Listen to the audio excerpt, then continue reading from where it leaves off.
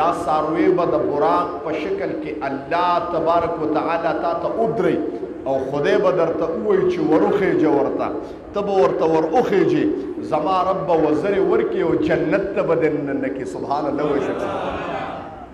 دا داسې مبارک عمل دی. دا عمل الحمدلله د الله خصوصي رحم او کرم او فضل د انسان پکې څه دغه نشته، کمال نشته چې ګنې ما دا کار کړی دی. یا بعضې ټایم کې به د انسان تصور راشي که موږ او تاسو وګورو څاروي چې انسان روان کړي او په لاره رواني، نو په دې زموږ په دې مختلو په معاشره کې یو شی رایج دی، په لاره چې ځینې وایي پسو دی او پسو دی. توجه شته دې جملې ته؟ پسو دی او پسو دی. دی ورته وایي جي په 2.5 مې واغسته، چاته وایي جي څه کم په 3 اوشه، نو دې سره د ده دا سینه رابار شي چې جي څاروی مې روان کړی دی. قسم بالله که ستا پکې کمال شته، الله وایي دا زما فضل و چې تا نه مې دا کار واغسته. ورنه په داسې امت محمدیه کې داسې افراد هم شته، داسې خلک چې وسې کېږي او بیا هم ته دا فریضه ادا نه کړم. ته وګڼه چې زما در باندې فضل دی، ته وګڼه چې زما در باندې خصوصي رحم دی، ته وګڼه چې زما در باندې خصوصي کرم دی، ته وګڼه چې زما در باندې خصوصي نظر دی، ځکه مې درنه دا فریضه ادا کړه. ورنه ستاسو مجال دی چې ته به راپاسې او څاروي به په پیسو باندې اخلې او ته به څاروي ذبحه کې او سینه به رابار کې چې خدای ستا دپاره مې عبادت وکړه. نو زما رب پې باندې قرآن کې جمله آیت نازل کړه چې لن ینال الله لحومها ولا دماؤها ولكن يناله التقوى منكم. الله وی ستاسو مجال چې څاروي به راوپر دی، ستاسو مجال چې وینه به توی کې، ستا وینې ته زه په تمه نه یم، ستا غوښې ته زه په تمه نه یم، ستا عباداتو ته زه په تمه نه یم، صدقې او خیرات ته زه په تمه نه یم. ته چې څومره صدقات کې، څومره چې خیراتونه کې، څومره غوښې دې ورکړې، څومره وینې دې ته توی کړې. لن ینال الله لحومها ولا دماؤها ولكن يناله التقوى منکم. زما رب جمله فرمایله، زه ګورم چې تا کې ایمانی جذبه څومره ده. محترمو ته بس یو ستا مجال سره چې ته به څاروی راوپر دی، ستاسو مجال دی چې خدای له به غوښې او وینې دغه کې.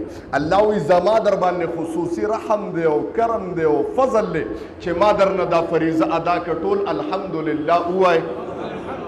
زموږ څه مجال دی؟ بیا زه یو جمله وایم.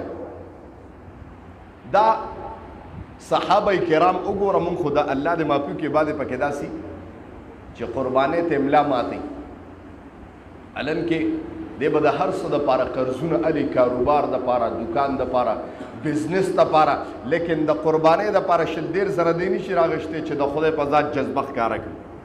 چې کله د آیت نازل شه ما تاسو ته تلاوت کړ چې لن تنالوا البر حتى تنفقوا مما تحبون. الله وایي ما ته هیڅ څه شی ستاسو قبول نه دی مګر هغه چې تا ته خوښ دی او زما په نام یې ورکړي. بیا څاروي خلک هغه ګوري چې هغه کمزوري څاروي یاره جي چې لږ په پیسو باندې ښه شي چې غوښه پکې ډېرې چې حلال کړي نو مصیبت ورته جوړ شي. الله وایي ته څه دپاره قرضه نه رالې، خو چې زما د رب امر درته راغی نو ستا په ایمان باندې زلزله راله. زما رب وایي د 2-3 روپو دپاره تا کمزوري څاروی واغسته، الله وایي ما ته نه قبلیږي مما تحبون چې ستا سترګې پې یخې نه شي چې دا مضبوط څاروی دی، ما ته نه قبلیږي. محترمو چې ستا سترګې ونه مني او وړه دې پې تسلي نه شي چې دا شی مې خوښ دی. علن کې د پیسو کمې څه دغه دی چې الله دومره توفیق درکړی چې کمزورې اغستی شي، لږ ورپسې ورسیوا شه چې الله درله د دغې انتظام هم وکړي. محترم الله درله د دغه انتظام هم وکړي. یو بله جمله وایم، کله چې د آیت نازل شنو ابو طلحه انصاري رضی الله تعالی عنه راغی. جملې ته توجه شته؟ د آیت چې نازل شه ابو طلحه انصاري راغی او کوم ځای ته راغی؟ دربار نبوت ته راغی، د جناب محمد رسول الله دربار ته ودرېده. د الله پیغمبر د آیت نازل شه لن تنالوا البر حتى تنفقوا مما تحب. ته خو د خپل قربانۍ په دغه باندې یاره جي قرباني مې الحمدلله وکړه، اوس زه قرباني وایم چې څه ته وایي.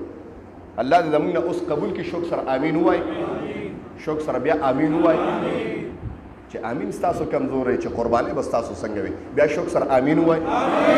داسې جذبه پکار دی.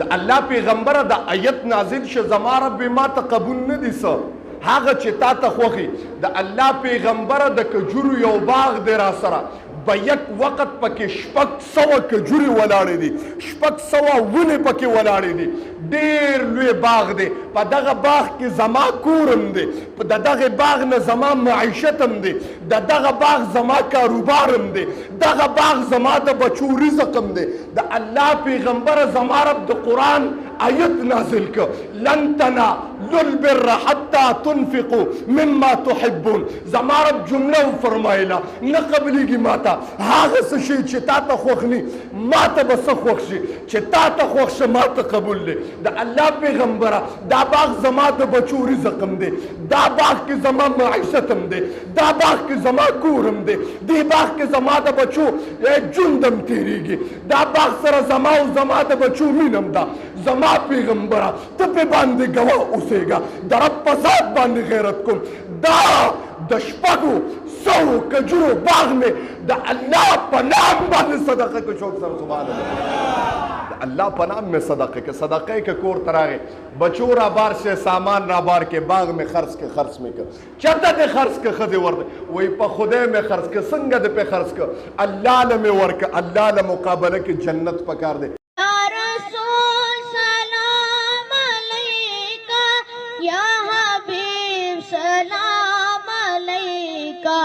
سلام